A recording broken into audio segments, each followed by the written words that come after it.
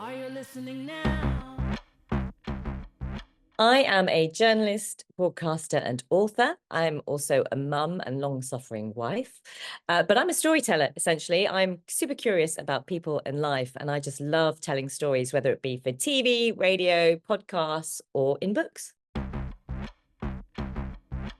I've had a lot of no's in my career, particularly in the beginning when I was starting out as a presenter in news. And I was told that I didn't look like what a news presenter would look like.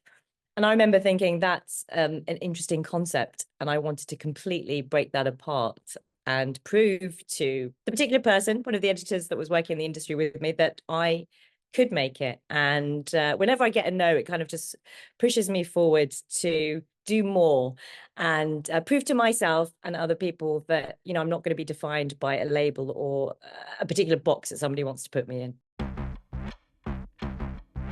One of the biggest challenges I faced was fair representation when it came to pay, equal pay.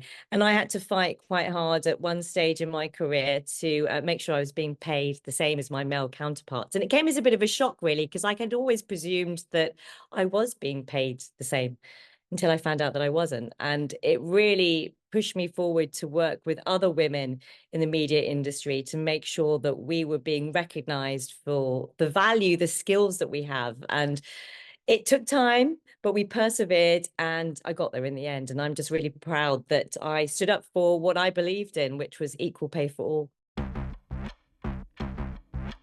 People. I love telling people's stories, and I'm completely passionate about making sure that people's voices, particularly the ones that aren't really represented in mainstream media, get a bit of a platform. I've been working with a good friend of mine and colleague in the climate crisis space, and we really wanted to champion those voices that don't often get heard. And they were parents for us. There are so many parents out there wondering how they can chat to their children about the climate crisis, how they can raise the next generation. And we were completely passionate about helping them try to work out what they need to know. And it's been an amazing project to work on as a journalist, but also as a mum too.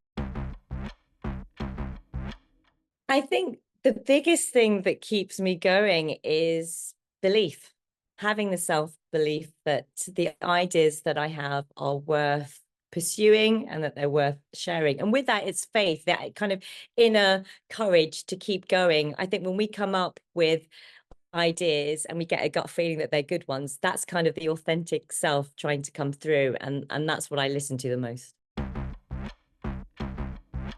Has to be my mum. My mum was completely unstoppable.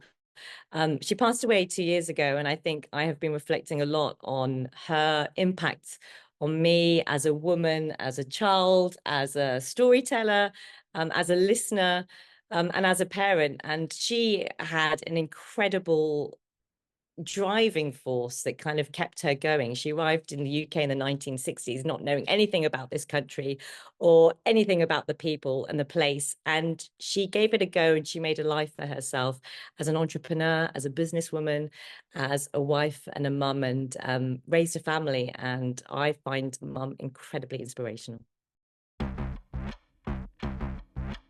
It would be the ability to stop fake news. As a storyteller, as somebody who really wants to get people's stories out there and get it right, misinformation really bothers me.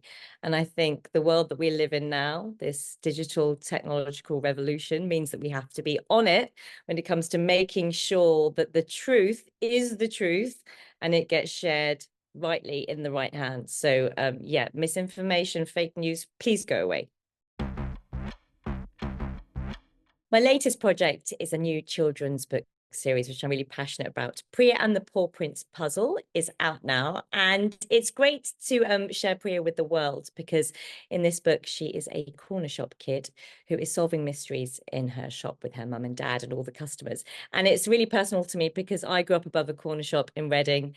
Near London with my mum and dad. And I just wanted to share a little bit of my childhood for young readers too, that can sort of look at Priya, understand her world, and also appreciate that children's literature can be really diverse and even more fun than initially imagined. So it's just really nice to have that out there.